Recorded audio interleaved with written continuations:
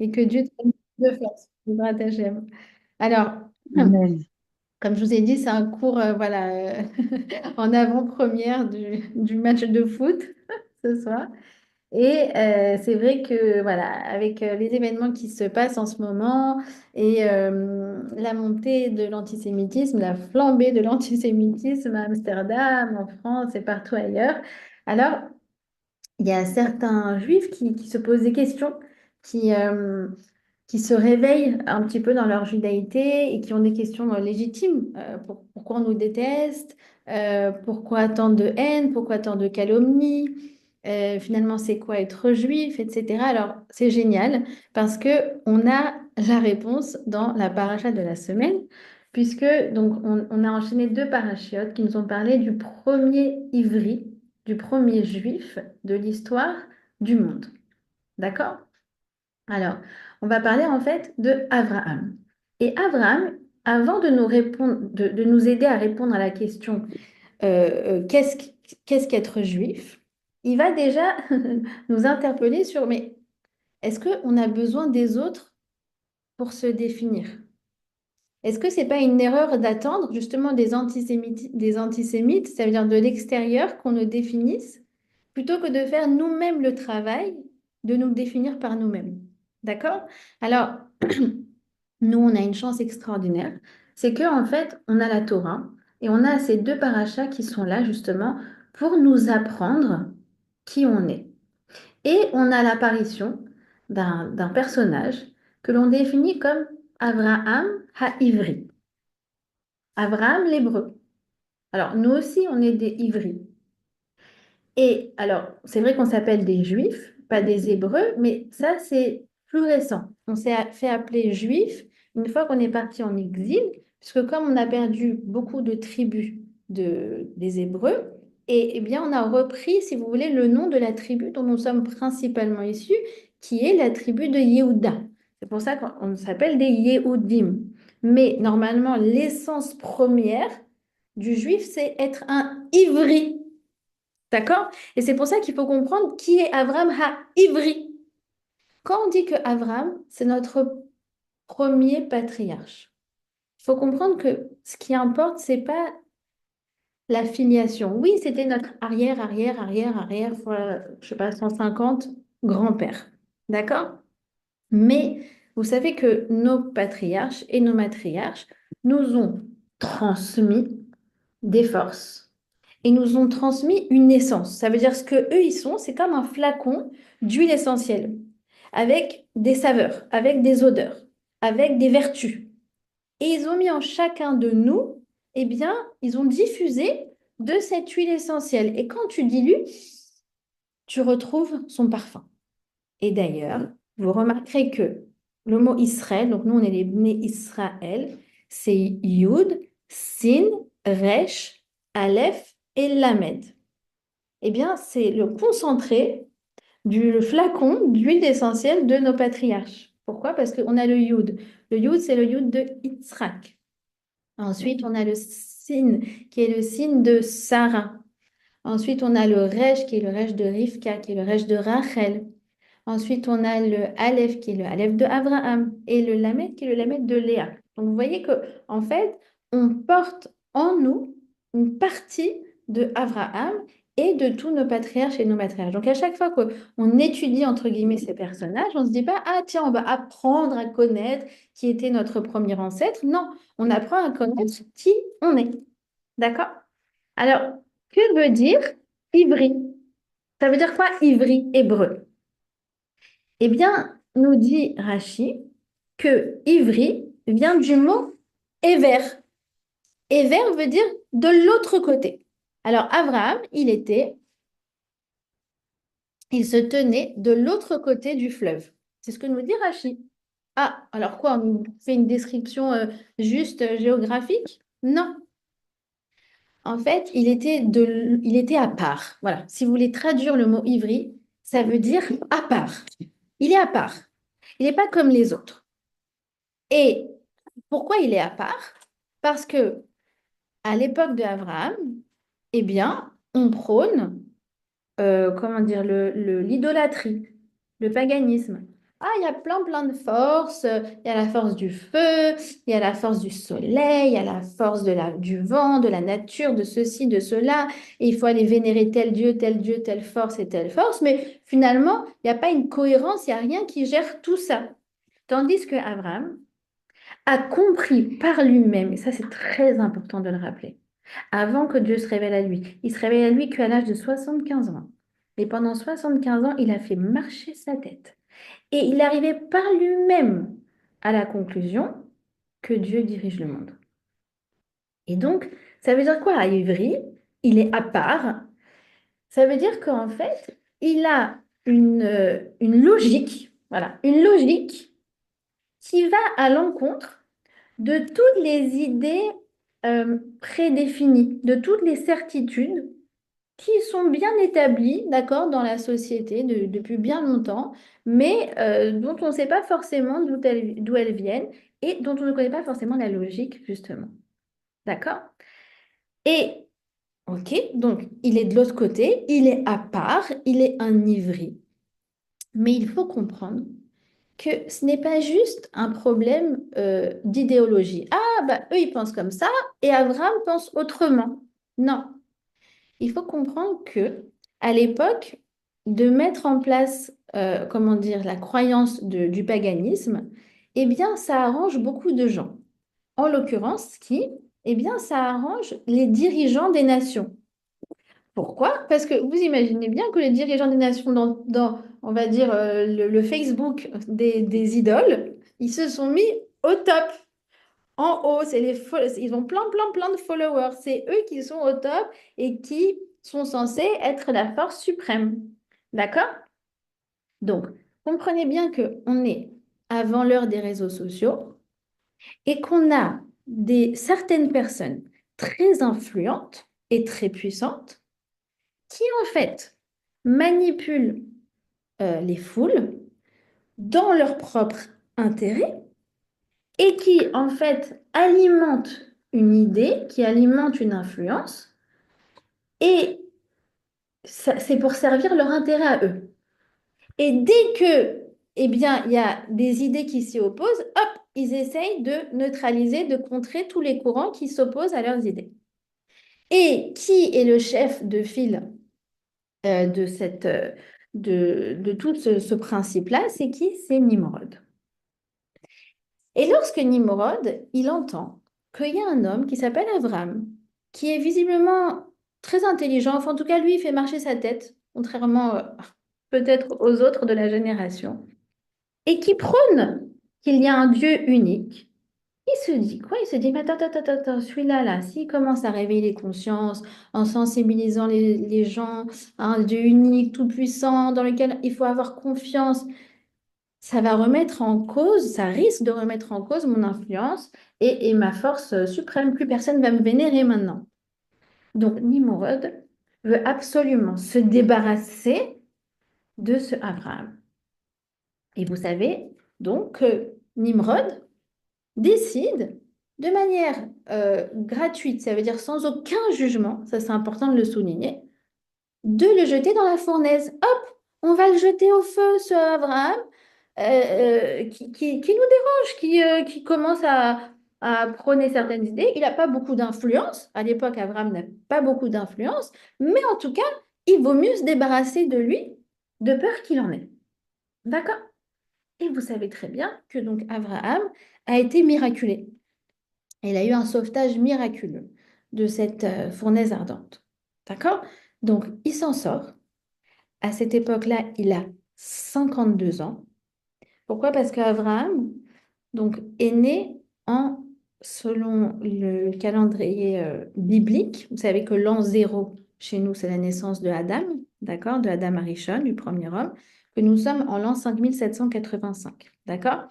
Alors, selon notre année biblique, d'accord? Selon notre calendrier biblique, en quelle année est Abraham? En 1948, d'accord? C'est curieux, mais il est né en 1948. Et quel âge il a lorsqu'il est jeté dans la fournaise ardente? Il a 52 ans. Nous sommes en l'an 2000 de l'histoire. D'accord? Donc, comme je vous ai dit, il s'en sort de manière miraculeuse, mais il reste toujours marginal. Il n'a pas beaucoup d'influence à cette époque-là.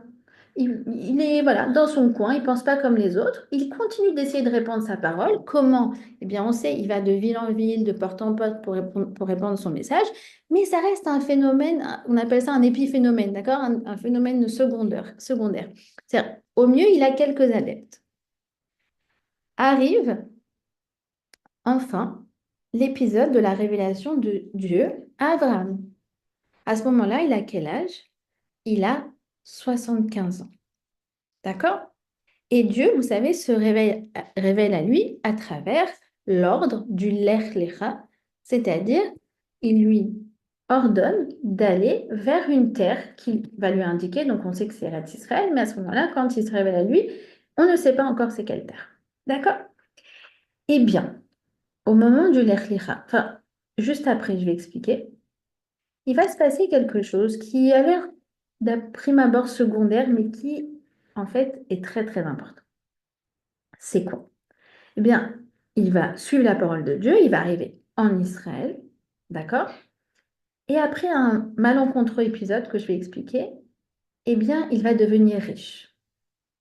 Et lui, Abraham, qui était pauvre, un peu marginalisé, etc., devient puissamment riche en bétail, en or et en argent. Alors, c'est quoi cet épisode? Vous le savez peut-être. Eh bien, lorsqu'il est venu en Israël, il n'y avait rien à manger.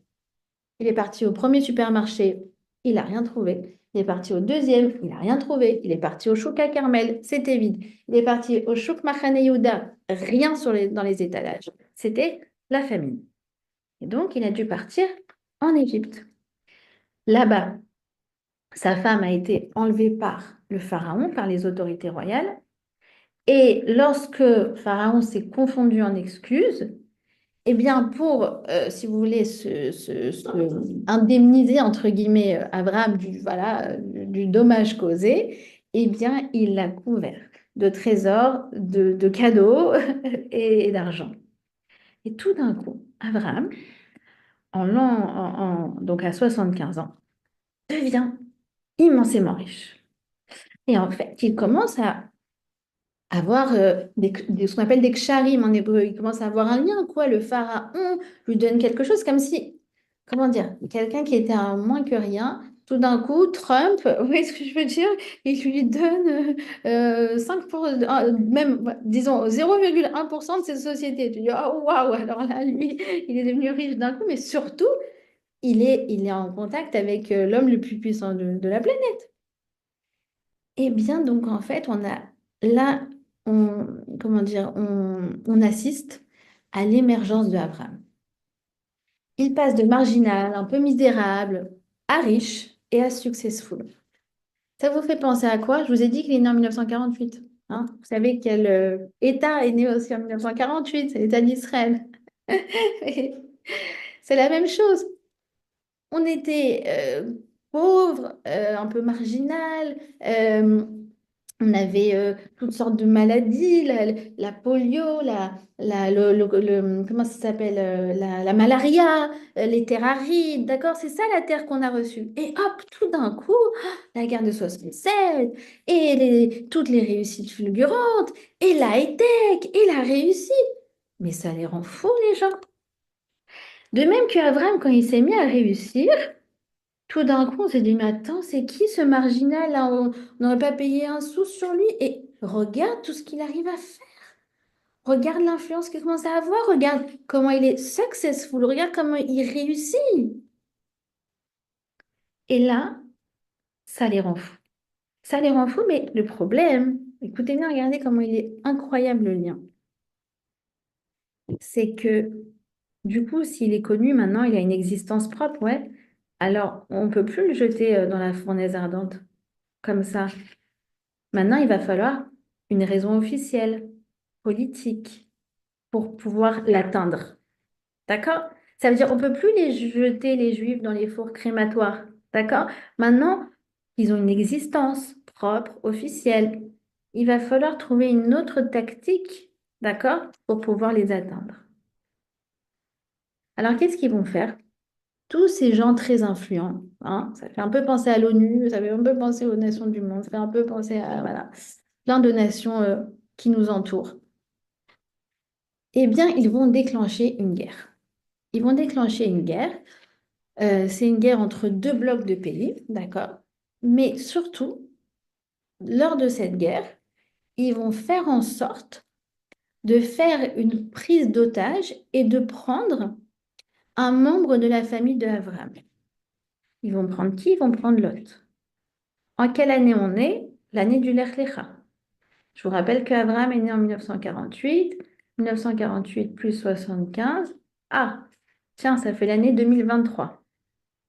Autre curiosité. Donc, en 2023, de l'ère biblique, on a une guerre dans laquelle il y a une prise d'otage qui vise à atteindre Abraham. D'accord? Réaction de Abraham, eh bien, il se dit, ben moi, j'ai pas une grosse armée. On nous dit que il arrive comme ça à mobiliser des gens. Il mobilise, il a écrit 318 soldats. Il dit, je sais pas si je vais y arriver, mais je vais rentrer en guerre pour libérer mon neveu Lot. Et qu'est-ce qui va se passer? Eh bien, il va avoir une victoire fulgurante, presque irrationnelle, envers et contre tous les pronostics. Et d'ailleurs, c'est à ce moment-là, en 2023, au moment de cette guerre et de cette prise d'otage, que apparaît le mot ivri. Abraham à ivri apparaît exactement dans ce verset-là. D'accord? Il y a marqué que, si je ne me trompe pas, je crois que c'est Og qui est venu prévenir Abraham à ivri qu'il y a une guerre et que lors de cette guerre, son neveu a été enlevé. D'accord? Alors, pourquoi? Pourquoi? Qu'est-ce qui se passe? C'est quoi cette guerre? C'est quoi les enjeux? Pourquoi il faut mêler Abraham? Pourquoi c'est là qu'apparaît le mot ivri d'ailleurs? Eh bien, parce que comme je vous ai dit, eh bien, ils se rendent compte que Abraham, il réussit. Et depuis la première fois qu'ils l'ont jeté dans la fournaise, qu'il a été jeté dans la fournaise, eh bien, là, les choses ont changé. Abraham, maintenant, il a une existence officielle. D'accord? C'est plus le petit peuple apatride qu'on peut jeter délibérément dans les fours crématoires ou les chambres à gaz. Non. Maintenant, ils ont un pays, ils ont une existence propre, ils ont une armée et ils réussissent. Petit mais victorieux. D'accord? Et donc, comme je vous ai dit, il leur faut un alibi. Il leur faut une raison officielle d'attaquer Abraham. D'accord? Avant, on faisait ça gratuitement. Aujourd'hui, on va écrire sur les réseaux sociaux. Qu'est-ce qu'elle a écrit là? Je vous assure, ça m'a fait pleurer. Ça m'a fait vraiment pleurer. Une députée, enfin, si on peut appeler ça députée, elle a dit euh, ces gens-là n'ont pas été lynchés parce que juifs, mais parce qu'ils sont racistes et qu'ils soutiennent un génocide. Je crois que c'est ça. Mais donc aujourd'hui, maintenant, voilà. Alors, autant pendant comment ça s'appelle, la nuit de cristal en 38, il n'y avait pas besoin d'avoir une raison officielle. Aujourd'hui, il faut officialiser les choses et c'est bon. C'est bon, c'est bon. On a une excuse politique officielle. Ah bah oui, c'est tous des racistes. Et d'ailleurs, puisque les racistes doivent être lynchés, voilà, bah du coup, les juifs doivent être lynchés. Merci. Magnifique, parfait syllogisme. D'accord? Donc on justifie, il n'y a pas de problème. Et ils se disent que quoi? Eh bien, on va prendre Lot et en fait, quand il va venir pour le sauver, on va lui mettre une clé grâce à Abraham pour se débarrasser de cet homme qui réussit trop bien, d'accord? Pour se débarrasser de ce pays marginal qui à la base était tout petit et qui réussit très bien. Et donc, en fait, ils ont pris des otages pour le piéger. Pourquoi? Parce qu'il est trop fort. Il est trop fort, ce Abraham. Il réussit trop bien. Et il réussit malgré les conditions. C'est ça qu'il faut comprendre. Et ça les rend fous. Parce que concrètement, il n'a rien pour réussir. Et pourtant, ça marche. Pourtant, ça marche. Et sa force, elle est dans sa tête. Sa force, elle est dans sa tête. C'est pas dans les muscles. c'est les puissants dans les idées, dans l'esprit, dans ce qu'ils disent les Israéliens, le ruach. C'est l'esprit qui est le plus important. D'accord? Donc comprenez bien une chose. Si toutes ces puissances ont décidé de déclencher une guerre pour piéger Abraham, c'est le signe flagrant que il commence sérieusement à déranger ce petit marginal qui réussit tout sur son passage. D'accord? C'est ça un ivri. Un ivri, c'est les mêmes lettres que le mot riboua. Riboua, c'est un carré. Un juif, c'est celui qui rentre pas dans le cadre, il est non conforme. Il bouleverse les idées préconçues. Il réussit alors qu'il n'a pas les conditions qui lui permettent normalement de réussir. Un juif, d'abord avant tout, un ivri, il est, comme on a dit, à part. C'est-à-dire que il pense par lui-même. Il y a plein de gens qui se mettent d'accord sur ce qui est bien de penser, ce qui est cool de penser. Et en fait, tout le monde se met d'accord sur ça. Et nous, les juifs, on ne pousse pas à être des anticonformismes. Pardon, anticonformistes, loin de là. Mais on pense, on pousse à réfléchir par nous-mêmes. C'est-à-dire, réfléchis par toi-même. Sûrement que ta conclusion sera la même que 95% de la planète, d'accord? Si vraiment c'est logique. Mais si ce n'est pas logique, eh bien, le fait que tout le monde pense comme ça ne doit jamais te dissuader que ta logique, elle est bonne. Vous avez compris? C'est pour ça que dans les règles de cache-route, on doit, pour manger les poissons, pour qu'ils soient cachers, un des deux signes, c'est qu'il faut qu'ils aient des nageoires. Pourquoi? Parce que seuls les poissons qui ont des nageoires peuvent nager à contre-courant. Donc, il faut qu'on ait ça dans notre nefesh, dans notre nourriture, cette capacité à aller à contre-courant. D'accord? Et ce qu'il faut comprendre, c'est comment ça marche le conformisme. D'accord? Pourquoi les gens ils se mettent tous d'accord? Pourquoi tout le monde pense comme ça? Pourquoi sur les réseaux sociaux, on est accusé de toutes les sortes de mots du monde, de génocidaires, de tueurs d'enfants, de ceci, de ça.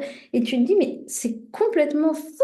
Il y a 90% des gens de cette planète, ou en tout cas 90% de ceux qui sont présents sur les réseaux sociaux, qui se sont mis d'accord sur un mensonge. Et alors, tu peux juste dire, pas d'accord, oui, je suis outrée, je suis scandalisée, je suis ceci, cela, mais essayons de comprendre 2 minutes comment marche le mécanisme. Nous soyons justement, profitons de ça pour devenir encore plus intelligentes. Comment marche le conformisme? Ah, vous savez qu'il y en a un qui s'est intéressé à ça, un scientifique qui s'appelait H. Il a fait une expérience qu'il a répliquée à plusieurs endroits de la planète. En gros, le principe, c'est très simple. On a six personnes qui sont complices et un cobaye. Et quelqu'un montre des cartes et en fait, on pose des questions sur cette carte. Par exemple, il y a 3 bâtons, un petit, un moyen, un grand, d'accord? Et on demande aux 7 quel est le bâton le plus petit, d'accord? Alors en fait, les complices, ils disent... alors au début, ils disent la bonne réponse, d'accord? Pour le mettre en confiance, le septième. Mais à un moment, ils commencent à répondre des réponses qui sont fausses. Mais elles sont, comment dire, elles sont, hein? On voit que c'est pas vrai, comme l'a dit ma fille. On voit que c'est pas vrai. Par exemple, il dit c'est lequel le plus petit bâton et il montre le plus grand. Et là, tu as le septième, il est un peu comme ça embarrassé et tout. Et puis, il fait, ouais, ouais, ouais, c'est celui-là le plus petit. Mais alors que tu vois que c'est le plus grand. Et alors, le conformisme, ça peut atteindre 50, 60, 70% des gens qui se sont accordés sur ce que les autres disaient alors que c'était une bêtise, vous voyez ce que je veux dire? Une ineptie. Donc, et alors, il explique pourquoi. Pour 2 raisons. La première, c'est quoi? C'est l'humilité. En gros, ils disent, bon, ils sont plus nombreux que moi, sûrement qu'ils savent mieux que moi, Donc, du coup, voilà, ils doivent savoir de quoi ils parlent. Tu parles. Ils doivent savoir de quoi ils parlent. Tu parles, ouais. Ils ne savent pas du tout de quoi ils parlent. Donc, fais-toi confiance à toi-même. Deuxièmement, c'est important de comprendre, c'est la nécessité d'appartenance. Je veux pas être outsider de ce groupe. Donc, je dis comme eux, comme ça, je suis dans le coup. Mais nous, c'est pareil. On dit, attends, attends, attends, attends. Vaut mieux être seul sur la planète émette qu'entouré d'abrutis. Enfin, je pense que vous êtes d'accord avec moi. D'accord? Ça demande du courage. C'est vrai que ça demande du courage. Mais on préfère être du côté de la vérité, même si on est seul. C'est ça, Ivry. D'accord? Et en fait, tu vois que c'est ça ce qui se passe dans les réseaux sociaux. Ça veut dire, c'est à la fois, les gens se disent, ah, mais apparemment, c'est prouvé que, bah, c'est prouvé de rien du tout, d'accord? Et en plus de ça, bah, maintenant, c'est un phénomène de mode. Ça veut dire que si tu n'es pas pro-Gaza, bah, du coup, tu vas pas vendre tes places de spectacle. D'accord? Donc, la veille de la vente de ton spectacle, eh ben, tu vas forcément mettre un. Ce qui m'a expliqué mon cousin. D'accord? Moi, j'ai pas tout ça, mais il m'a dit voilà, les artistes, maintenant, forcément, la veille, ils vont poster quelque chose. Ah oui, je suis outré de ce qui se passe à Gaza. Et le lendemain, oh, au fait, je fais mon nouveau spectacle. Voilà, vous pouvez acheter mes billets. D'accord? Et le conformisme prend de plus en plus de place. Ça, c'est quelque chose qui avait été prévu par un homme extraordinaire qui s'appelle Viktor Frankl, d'accord? Qui a été a fondé une des écoles de psychologie.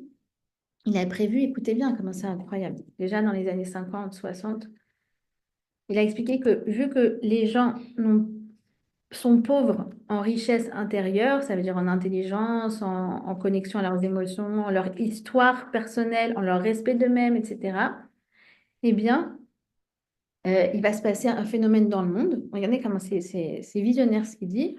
Il y aura deux blocs. Il y aura le bloc des totalitarismes, ça veut dire on va penser pour toi. Et il y aura le bloc du conformiste, c'est-à-dire on va te dire que on va te dire quoi penser. D'accord? Et c'est vrai qu'aujourd'hui, on a deux blocs. On a l'Occident où tout est permis, super, etc. Mais en fait, le conformisme. Et d'ailleurs, conclusion, ils nous détestent. Et l'autre bloc, d'accord, totalitarisme, là où tout est interdit. Et ils s'arrangent aussi pour inculquer de nous détester. D'accord? Donc, on a deux blocs qui s'en prennent à un marginal, d'accord? Souvenez-vous bien, d'accord? Dans cette année 2023, mais qui, ce marginal, il n'a rien fait. Il est innocent, il est même inoffensif, mais il dérange. Dérange parce que, contrairement aux autres, il n'est pas bête, il n'est pas conformiste, et il fait émerger des idées lumineuses qui sont issues de sa propre intelligence. D'accord? Ça, c'est le ivri. Le ivri, c'est celui aussi qui y va, même si il sait qu'il n'a pas de chance de réussir. Comme en 48, où un tiers de nos soldats qui ont pris les armes, alors qu'on avait seulement notre État, pardon, avait un jour, on a été attaqué par 5 ou 6 armées, je ne sais plus. Un tiers de nos soldats, c'était des rescapés de la Shoah. Est-ce qu'ils avaient une chance de réussir? Ils ont été quand même. Ils assument leur devoir.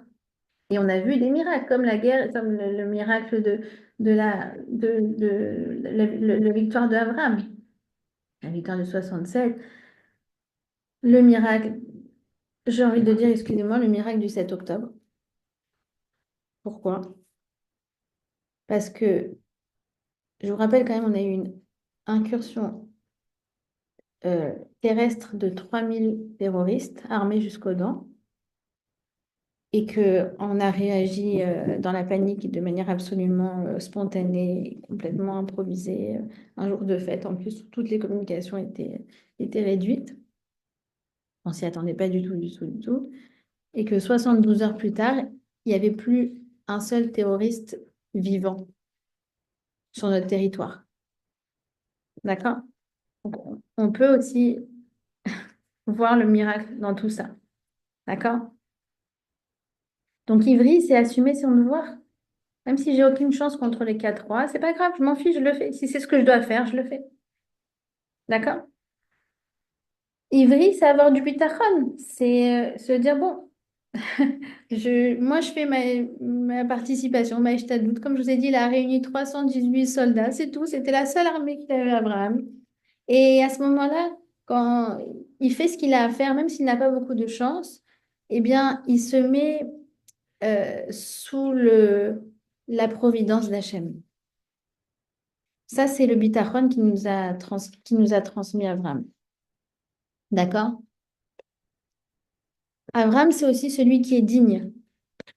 D'accord? Je pense que justement, une des raisons pour laquelle on n'a pas beaucoup de succès sur les réseaux sociaux, c'est que nous, on ne sait pas bien pleurer devant une caméra.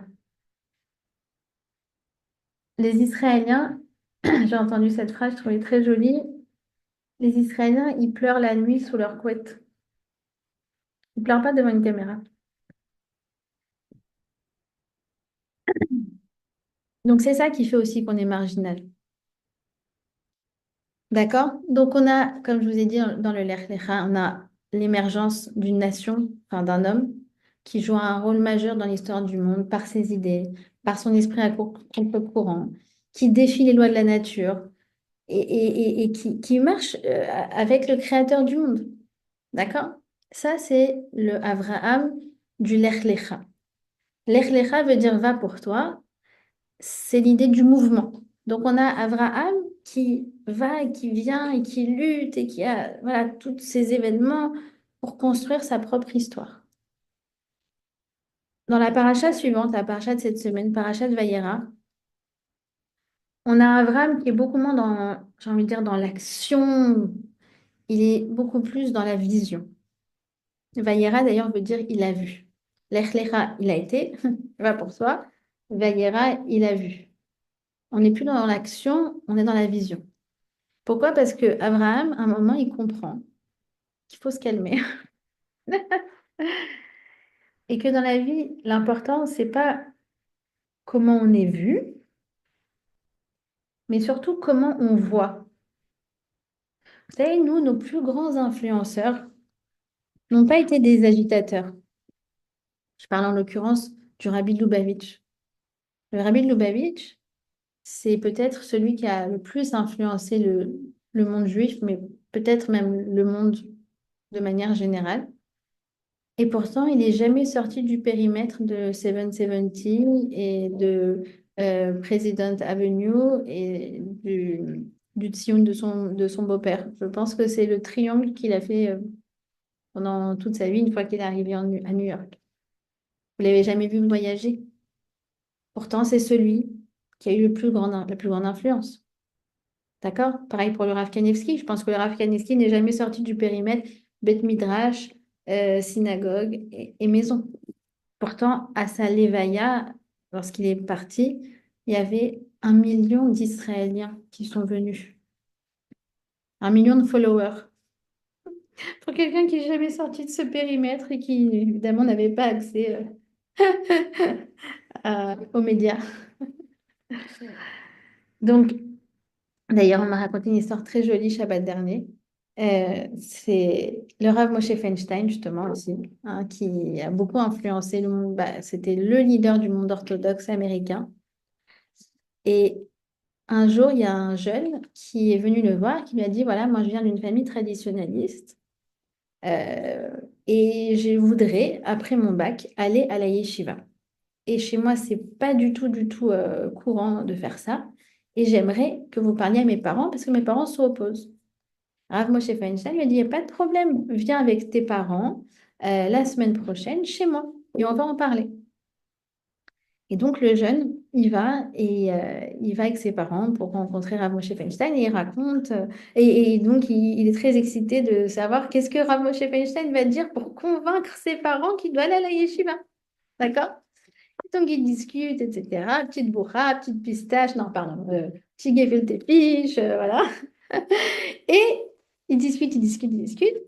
Et en fait, ils repartent. Ils repartent et le jeune, il se rend compte qu'ils n'ont même pas parlé de la yeshiva. Et en fait, il descend l'escalier comme ça avec ses parents. Et là, les parents lui disent, c'est bon, hein, on est d'accord. Tu peux aller à la yeshiva, même on t'encourage de le faire. Alors, il dit, mais finalement, on n'a même pas parlé. Alors, ils ont dit, oui, mais on a vu. On a vu Rav Moshe Feinstein. On a vu cette intelligence, on a vu cette bienveillance, on a vu cette, vous savez, cette étincelle dans les yeux. On a vu tout ça. Il n'y avait pas besoin de nous parler, il n'y avait pas besoin de nous convaincre. Alors, c'est un peu la même chose. On a là, dans Parashat Vayera, un Avram qui est beaucoup plus mature, qui va initier une nouvelle façon de voir le monde, de voir les gens, de voir, de voir le divin partout. D'accord? Alors, la première chose, c'est que Abraham, dans Parashat Vayera, on voit que c'est celui qui, lorsqu'il voit des Bédouins, alors il les appelle euh, à dos plus loin Naï, d'accord? Pour les interpeller. Alors, on pourrait s'étonner, sauf que à dos plus loin Naï veut aussi dire messieurs. Mais vous comprenez que c'est un peu ambivalent quand il les appelle comme ça. Alors, je crois que c'est le Shla Kadosh, il explique comme ça, il dit non. Ouais, effectivement, il y a une ambivalence. Parce que on veut nous montrer que quand Abraham il voit un homme, même un bédouin, alors il voit Hachem, il voit l'étincelle divine, il voit le Tselem Elohim. C'est celui, Abraham, qui voit chez chaque personne la lumière enfouie en elle, parce qu'il est persuadé qu'il y a cette lumière-là. Il est persuadé que comme chacun a été créé par Hachem à l'image de Dieu, eh bien, s'il s'efforce de le chercher, il va le trouver chez chacun, même celui qui semble le plus éloigné de toute spiritualité. D'accord? Et le Rav Pinchas Friedman, il explique quelque chose de incroyable. J'ai découvert il y a quelques années que à chaque fois que j'enseigne Vayera, je le rappelle, c'est trop, trop, trop, trop beau. Il dit qu'en fait, en vertu du fait qu'Abraham, il a toujours essayé de chercher l'étincelle chez chacun, même celui qui était très, très, très loin, d'accord? En vertu de ça, eh bien, Dieu nous a légué un point lumineux qui s'appelle le Magen Avraham et qui fait que peu importe notre situation, tout juif dans le monde, même s'il est un grand fauteur, même s'il il va vers l'assimilation, etc., il a toujours un point intact qui n'est pas entaché par les avérotes. Vous avez compris? Ça veut dire, à partir du moment où c'est comme s'il lui dit, quoi, Abraham, toi, tu cherches chez chacun l'étincelle divine, alors, en, ver- en mérite de ça, je veux mettre un morceau de moi, Chelek Mimal Mamash, un morceau de moi chez chacun de tes descendants. Et cette étincelle, elle ne sera jamais, jamais, jamais entachée. À partir de là, un juif, il restera toujours pur dans sa neshama, même si parfois c'est invisible. D'accord? Et c'est pour ça d'ailleurs qu'il y a tellement de juifs qui se réveillent aujourd'hui. Comme on voit, qui c'est qui m'a dit que Arthur, il est très devenu très très, il s'assume beaucoup dans son identité. Je vous rappelle, voilà, qu'il n'y a pas très longtemps, il était vraiment sur la voie de l'assimilation. C'est magnifique de voir que à un moment, ça y est, ça va ressortir un moment ou à un autre cette étincelle. Nous, on a l'impression elle va s'étioler, va plus rien voir, qu'il reste plus rien. Mais non, il reste toujours, toujours un fond comme l'huile de Hanouka, à partir de laquelle on va pouvoir allumer les 8 jours. D'accord? Et il y a un Israélien qui s'appelle Rotem Barak, qui est assez connu, il est journaliste, scénariste, d'une machin, d'accord? Et il avait carrément fait effacer dans les registres, c'est dans les registres du Misrad Apnim, d'accord? Pas comment on dit, le ministère de l'Intérieur.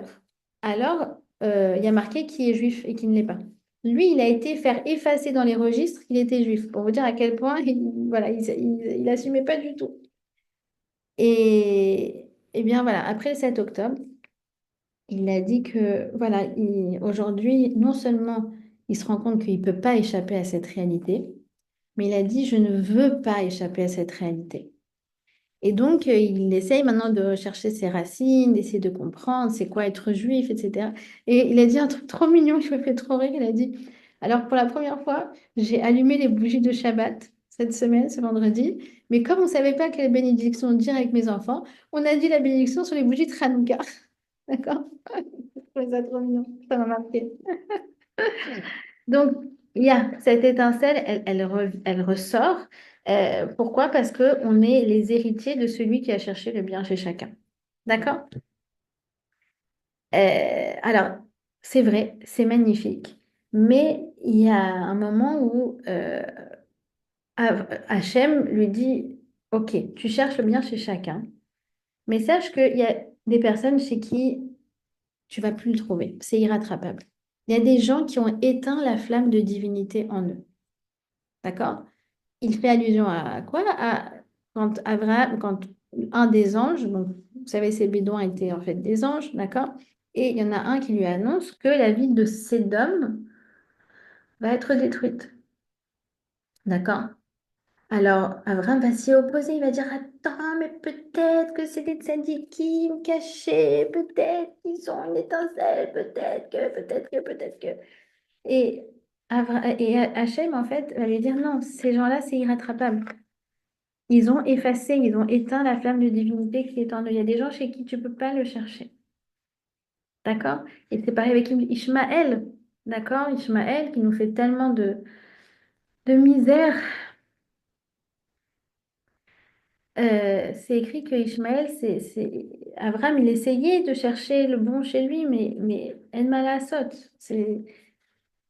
Il avait des comportements qui étaient cruels. C'est écrit comme ça, Rachid il dit qu'il prenait un oiseau, il lui enlevait les ailes, et après il dit, vas-y maintenant, vole. C'est écrit qu'il prenait son frère Yitzhak, il le mettait contre le mur et paf, il lui envoyait des flèches, mais à chaque fois qu'il était à 1 millimètre de le transpercer, juste pour rigoler, mais ça règle. D'accord? Alors, c'est pareil. Il y a des moments où c'est irrattrapable. C'est irrattrapable quand on prend du plaisir à jouir de la cruauté. C'est irrattrapable comme quand à Sédom, on légifère l'interdiction de faire du bien. Vous savez qu'à Sédom, on n'avait pas le droit de faire de la charité. Si quelqu'un faisait de la charité, il était poursuivi en justice. Donc, quand on a un pays entier où eh bien, on a fait une justice qui va selon la cruauté, il y a un moment où non, ça va pas marcher. Tu vas pas chercher, tu vas rien trouver là-bas. D'accord?